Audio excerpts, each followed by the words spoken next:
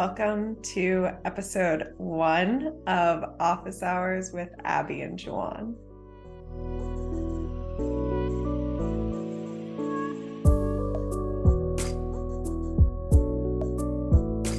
What did you think about the podcast? What were some of your biggest takeaways?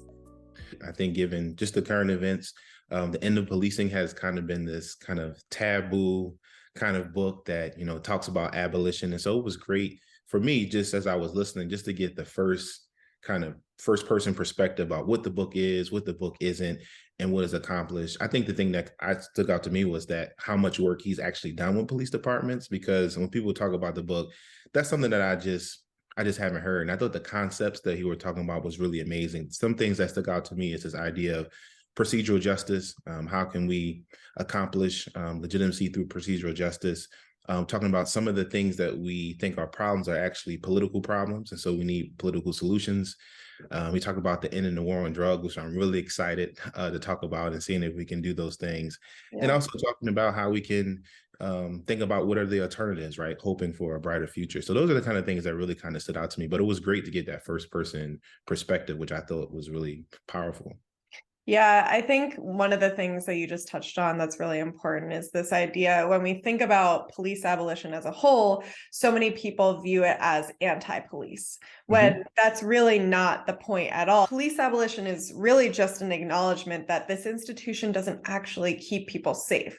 It's reactive, and there are instances, potentially very limited, where police actually can come in and prevent the harm from occurring. But most often police are responding to issues, right? They're responding to incidences of crime.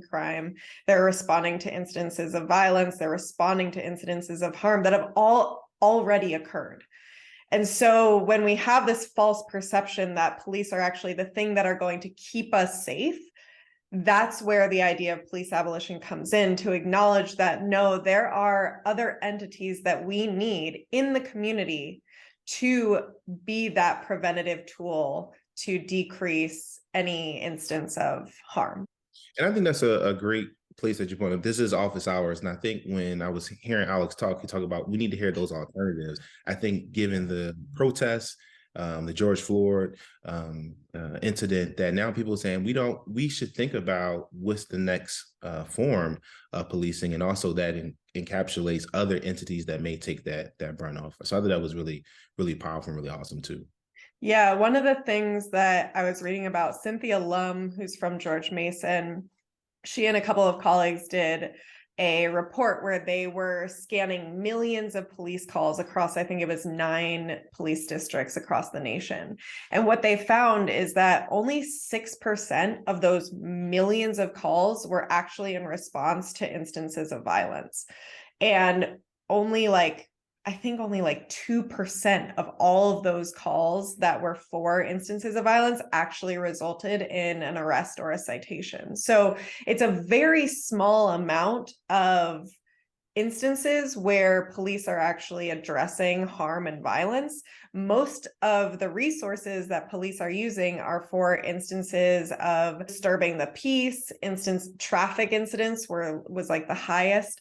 And so we have to understand that when we think about public safety, police aren't necessarily the right solution. And I think that's something that Vitaly was saying, is that we think of this as this blanket one solution to all issues, but when we think about doctors, right, like you have an orthopedist, you have a pediatric, you have everyone is super specialized. And so when we think about all these issues, and then we think about the fact that it's only police who are attending to them, who are limited in their training and their skill base, I think that's very telling. I think even like your kind of cancer analogy researcher, it's kind of that old adage, kind of being all things to all people, and wonder why we kind of get upset with police. It's like, why aren't you good at like domestic violence, and also like good at protests, and also like people getting their cat off the tree? Like, why aren't you good in all these different instances? But also I thought, the podcast really had me thinking about the question, then what is our idea of public safety? what is our definition of crime, and like who should we address it, right? And I'm really excited to talk about some tangible things later, because I think that'll be really interesting, especially with some of Ty Clear's work. But this idea of public safety, I think this idea is changing, right? And so people are saying crime is just not just locking up the bad guys or chasing these bad guys, but I want to be able to look into my neighborhood and Alex talked a little bit and have environmental justice. I want to live in a place that doesn't have food deserts. I want to live in a place that has great schools and great places to live family. So public safety has some issues of crime, but also kind of these larger quality of life issues that we really don't talk about. And maybe police are not the best suited for those kind of issues. Right. Well, I think so. Going into that idea of what is crime, this is something that I endlessly teach my students, is that crime, we often talk about it as a capital T truth, right? Like crime exists and it is what it is, and it has always existed as in definition of these things that we see as illegal. But really, crime is just a social construct, and it's created by those in power, and it's always in flux. So what was illegal yesterday, it can be legal tomorrow. What we view as criminal in one context can be seen as justified in another. So think about murder, right? Like we think of murder as the ultimate crime, but then when it's state sanctioned through either the death penalty or across seas in war, we justify it and glorify it even, and celebrate it in some regard.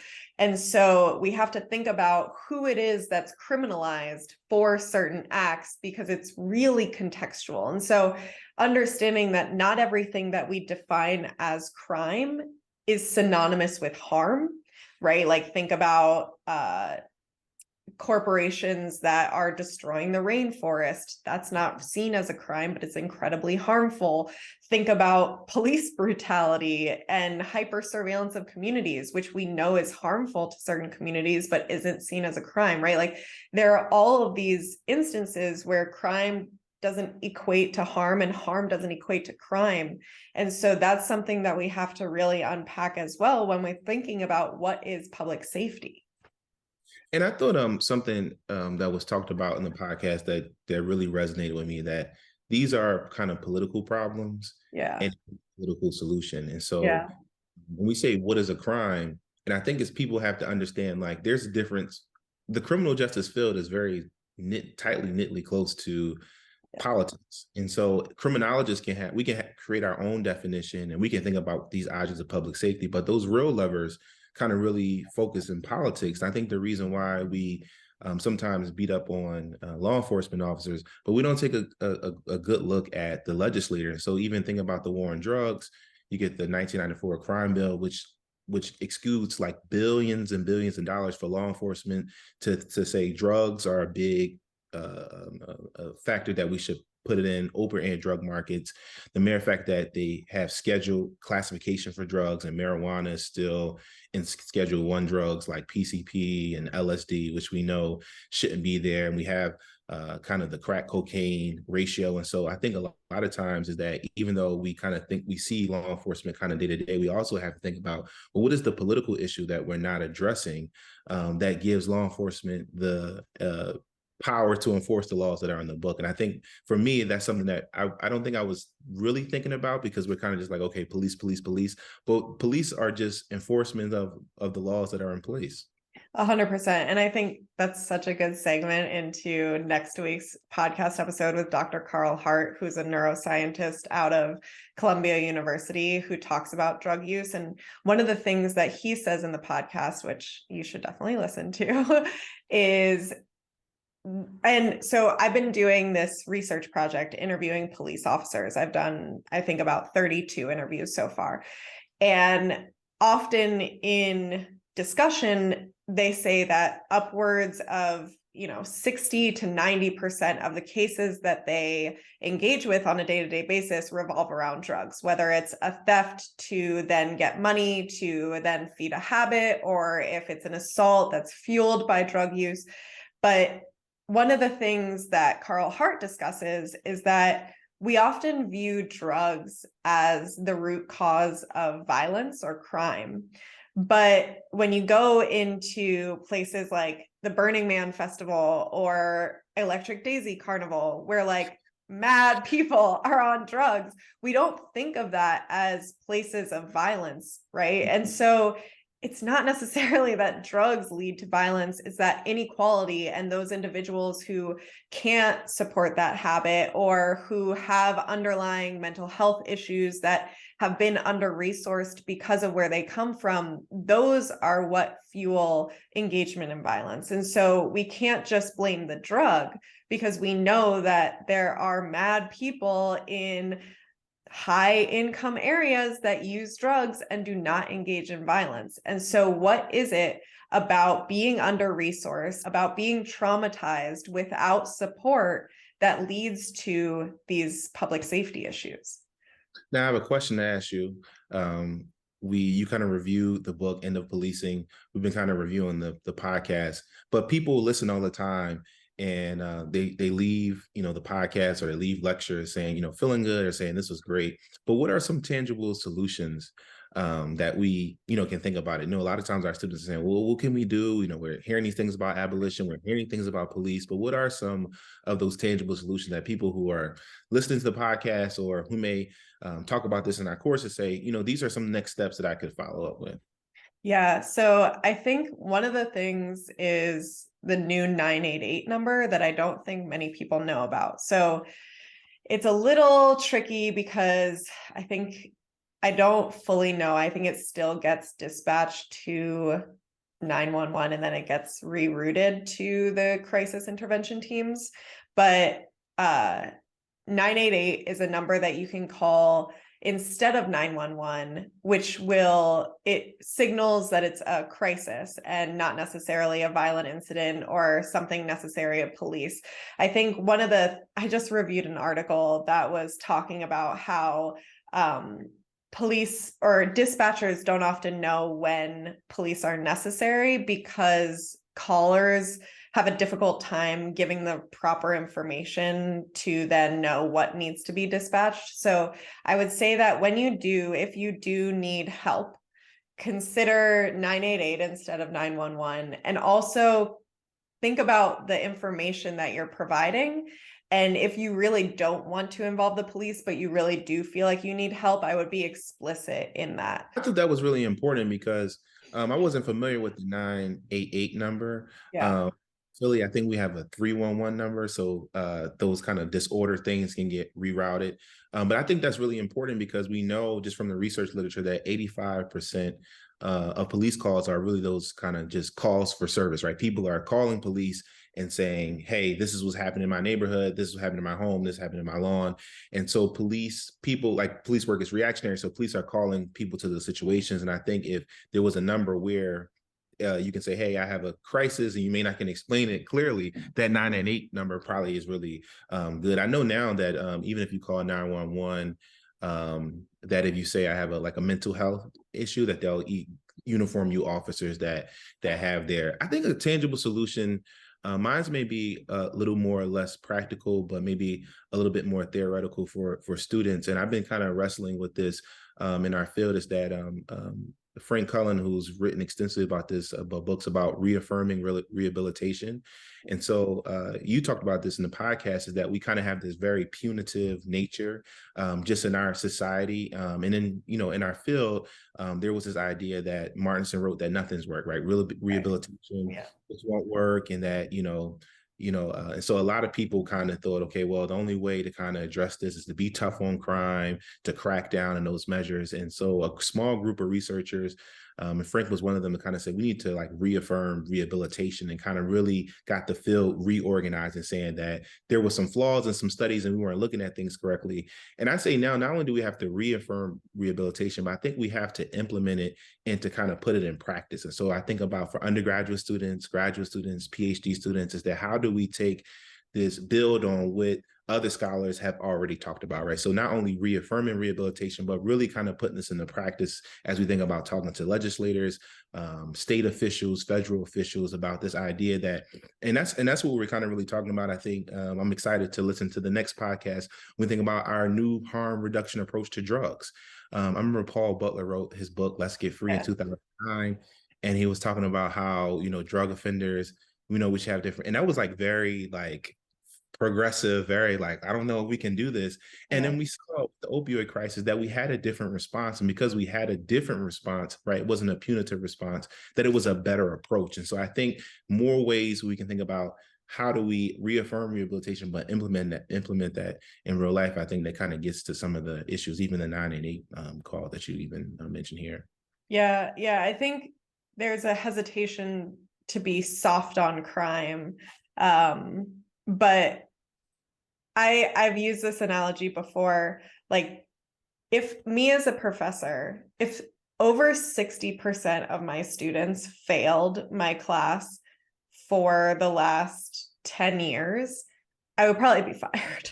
Yeah, And when we think about prison, right, if we think about prison and the fact that in America we have over a 60% recidivism rate, meaning that over 60% of the individuals that have a stay in prison and then are released into the community end up back in prison, then we're not doing something right. When in my interviews with police, I often ask, because they'll throw around that term bad guy, and I ask what makes someone a bad guy, and usually they'll say, oh, someone who has a bunch of charges on their record, who's been in and out of prison.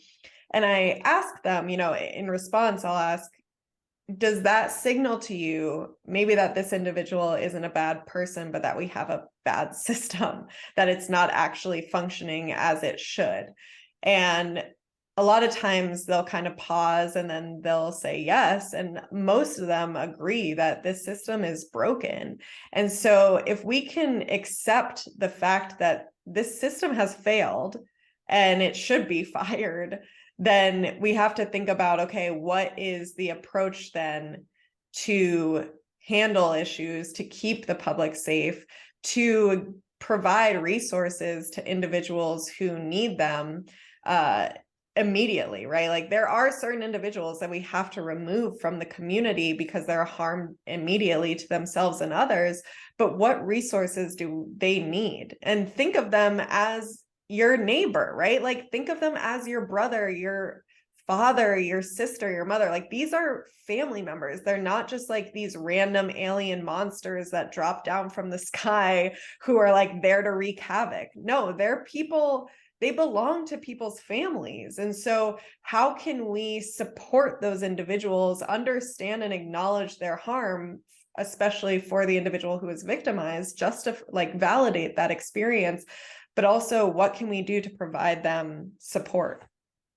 Yeah, and I think what you've alluded to is that a lot of the issues, when we talk about who's the bad guy, who's the good guy, a lot of this is systematic, and we don't take like a holistic approach to kind of understanding crime. And when I say that is that one thing that we have to be a good student of history, and we've already tackled this debate in criminology, right? And so and when it comes to crime, we ask ourselves, is it the kinds of people that are inherently bad or wicked, right, Yeah. that cause crime? Or is it the kinds of places, right, that people are situated in that breeds crime? And over again, a lot of even the place-based research out of the Chicago School, W.B. Du Bois study of the Philadelphia Negro, has over and over, we have a surmounting evidence that even Elijah Anderson's work, right, of his kind of Code of Streets, that is the kinds of places that people are situated in that kind of breeds crime and disorder.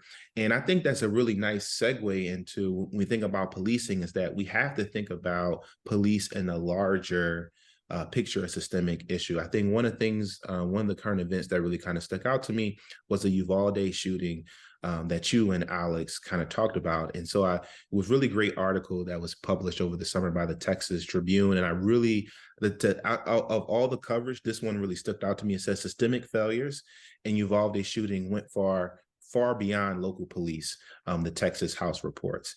And when they said this went far behind police, is that they kind of broke it down into really kind of three structures. So for people who, just for details, this was the 18-year-old who massacred 19 students and two teachers in May of 2004. And before this, he had no prior experience with firearms, but he had targeted an elementary school. And I like the article because the systemic failure said there were law enforcement failures, There was failures at the school level, but there was warning signs for the particular individual. And so when we think about just policing, we can look at it from a police side because we know that there was a failure to follow the plans that were developed in the 1999 Columbine shooting, so which dictates that officers have to immediately kind of confront shooters, but they retreated.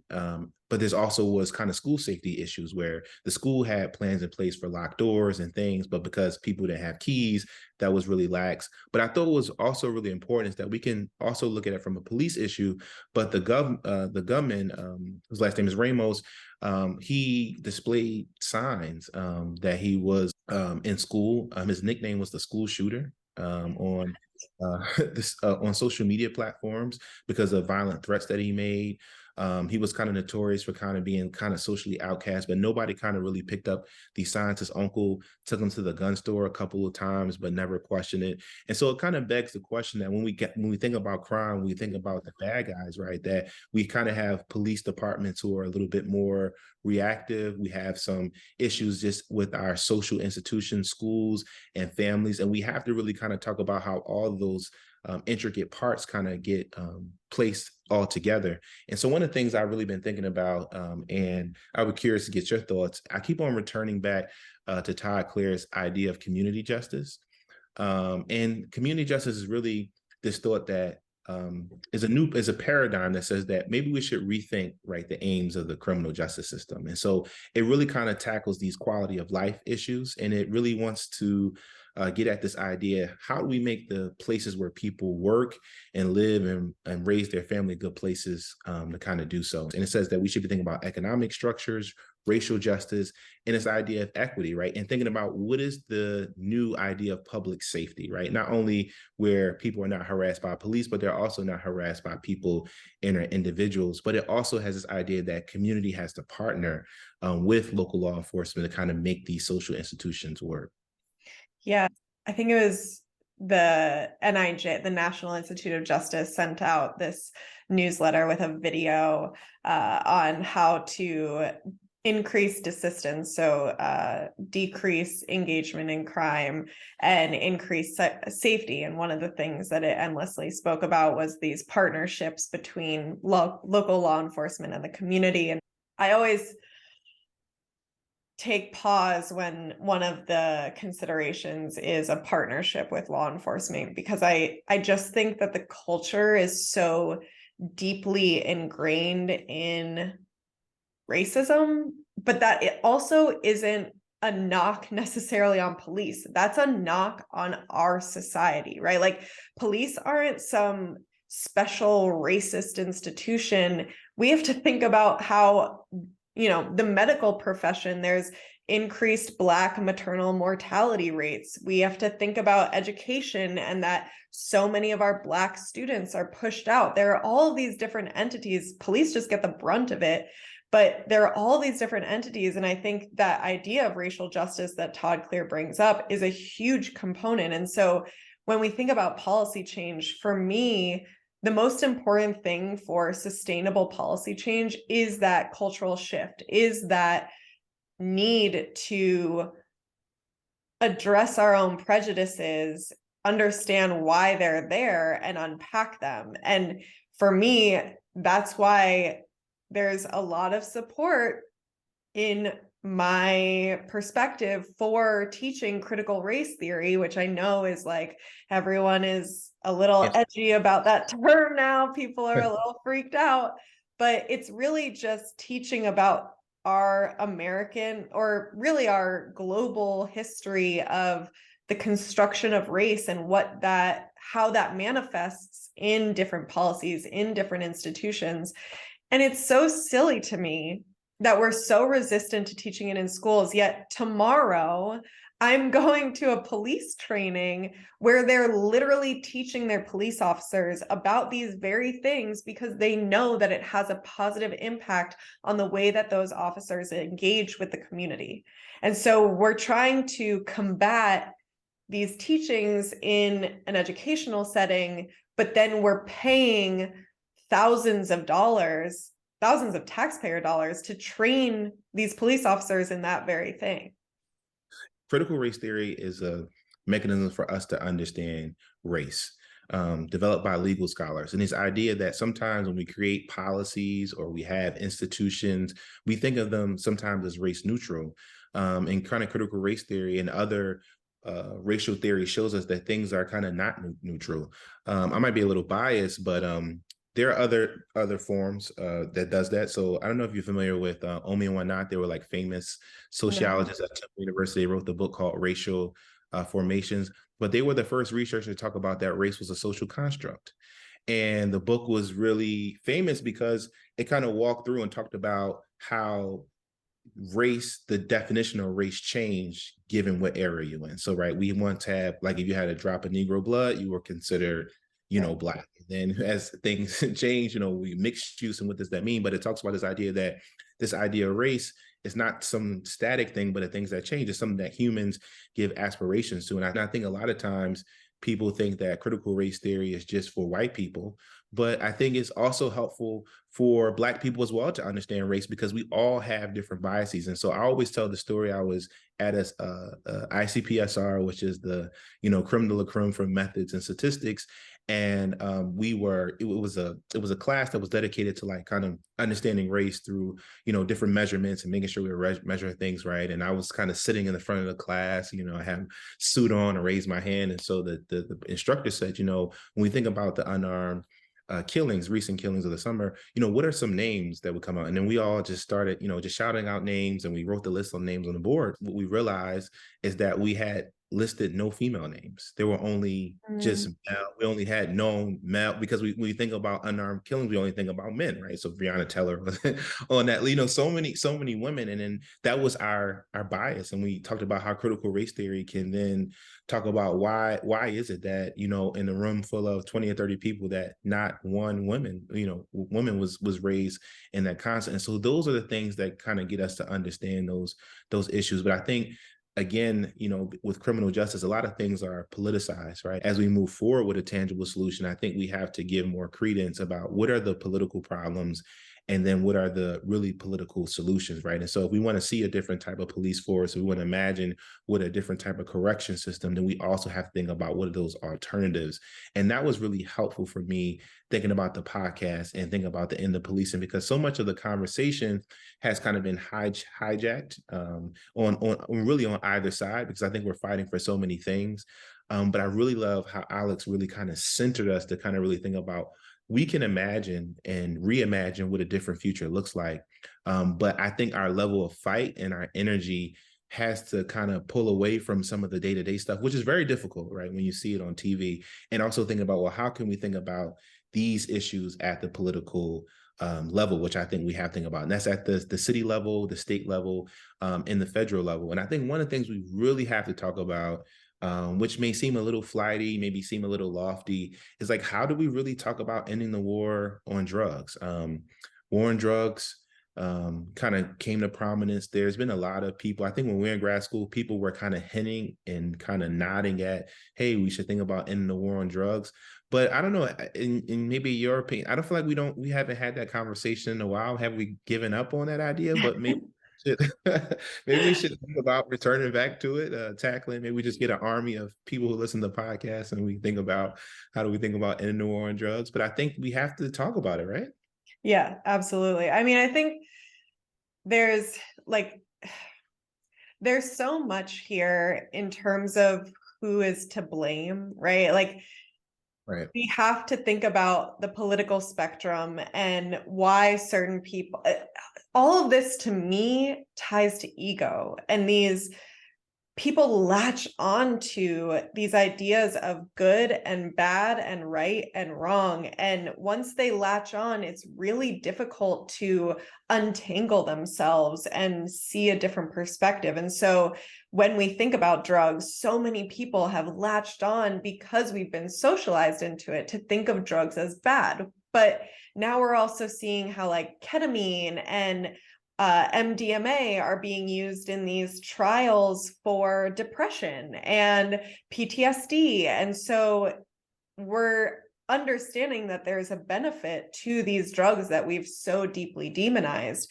And so, and thinking about Michael Pollan's book about hallucinogens and how it opens your mind and you become more creative and have these transcendental moments. And so we have to really consider how to pull ourselves away and reframe these ideas of good and bad and challenge politicians who are leading the charge to do the same.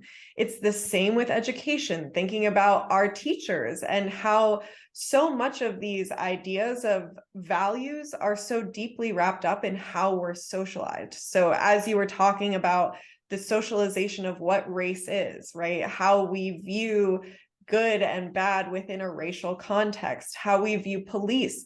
Certain areas view police as very good, certain view police as very bad, but it's so much more complex than that. And Alex really gets into that, how there's no such thing as good and bad. We are so much as beings, we're so much more complex. And the idea too that even if we do abolish the police, almost all of the officers that I have interviewed said that they became police officers because they wanted to help the community. And so if we can understand, and then they realize, later in the interviews, they're like, we're just sweeping up bad social policy, the fallout of bad social policy. Like, we're dealing with homelessness, we're dealing with addiction, we're dealing with unemployment, we're dealing with all of these political problems that we should not be the ones trying to solve, because we don't have the capacity. And so they're realizing that there's a limit, a heavy limit in their role to help the community. And so if we can reimagine different roles for officers, not for officers, but for those individuals who were incentivized to become officers because they wanted to help the community. If we can think about alternatives there, it's not like we're trying to throw all these people away and put them out of a job and then have them be the individuals that are in need. It's that we want to try and reimagine what it means to keep people safe and to give people help. And again, as you said, this is much more than just a criminal legal issue. This is political, this is educational, and this is also on the media. Like, we have mad shows that portray certain individuals in a certain way where it perpetuates stereotypes of good and bad, of right and wrong. And so we need to also put that critical gaze towards producers and directors and writers and have more inclusive C-suites, right? Those at the top who can provide those more nuanced and complicated narratives. Yeah, and I think also I kept on coming back to this idea that not only do we have to kind of reimagine our approach to drugs when we think about ending the war on drugs, but also I guess like the financial costs as well. Alex talked about how police departments have like subsumed all of the budget, and so given a lot of thought to like defunding the police, I would go to the protests, hear people saying that, and police shouldn't get this type of money, police shouldn't get that type of money. But what we have, because we have gotten tough on crime, it's really easy to just say, give the police department all this money because the city can justify it, because at least when you call somebody, somebody's going to show up and they have to kind of deal with your problem. And I think why we kind of haven't thought about ending the war on police, because if we don't give that money to police, one, it's not going to be an overnight fix, right? There's no kind of silver bullet things that we could do tomorrow, right? That's going to kind of lead us. And so it's easy just to give it to police because, at least they can arrest people and do something right away. And so we have to think about longitudinally about how that works, but also we have to keep people accountable, right? So when we give the money to the schools, or we give money to hospitals, or we give money to more mental health, we have to make sure that those investments are going there. And I think a lot of times we think about reimagine is that Alex talked about, what are the alternatives, that we can't keep on doing the same things over and over. And I think we have to maybe increase a little bit of maybe political pressure to say that we want to see something done differently, right? And see money allocated elsewhere, right? And I think that's why it's just, every politician they runs on, we're gonna get tough on crime. You never heard any politicians, I'm Juwan Bennett and I'm gonna, run on soft on crime, right? Because we have these issues, it's like it's never going to happen, right? And so, so people are going to vote for you if you say, hey, I'm going to give my money to police, I'm going to do all these kind of punitive things, knowing that it's a very cyclical game. And I think we have to think about what are the ways we can give money to other places where we can see a reduction in crime. But that's an investment, right, really in our social institutions, right? That's an investment in our families. That's an investment in our work. And so crime is kind of a direct result of what's happening in our society. I mean, I think it was a report by Pew that said that people over 25 years old, 2 out of 5 people have a bachelor's degree. I think the median income for a house was around $500,000. There was another report that said that people like around 30 years old are still living with their parents, right? And so we have to think about what are those economic opportunities. And so we really have to think about what are we going to do as a society, right? Student loan debt is really higher. Really, we're understanding that more and more now. And the federal government has realized how much burden that can be on individuals. And so we have to really think about all of these different issues about how do we increase make our social institutions stronger, that we can see a reduction in crime, because it's like, show me your social institution and I can show you crime, right? And so for those places that have great schools, those places that have good roads, those places where it's good to raise your family, you're not going to see all of that work. I think Alex brought up William Julius Wilson's work, or in The Truly Disadvantaged, right? That there are pockets and there are places where those social institutions are not as strong, right? And so how could we ever then begin to think that any type of police effort can work when people are just not even living in places that are suitable for them to even live a productive life? Yeah, 100%. Whew. Okay.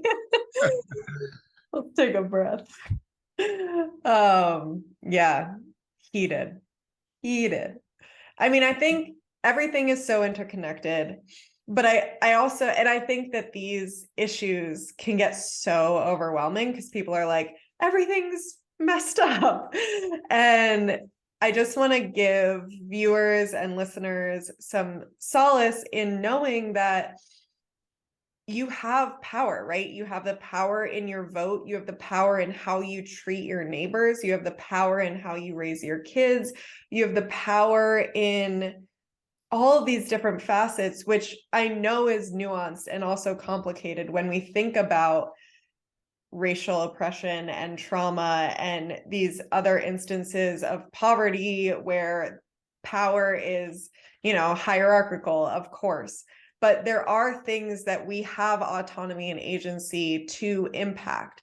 And a vote is free. And yes, there are individuals who are trying to suppress the vote of certain people, but I really encourage political engagement and encourage community organizing, because although it can be really difficult, you have a voice.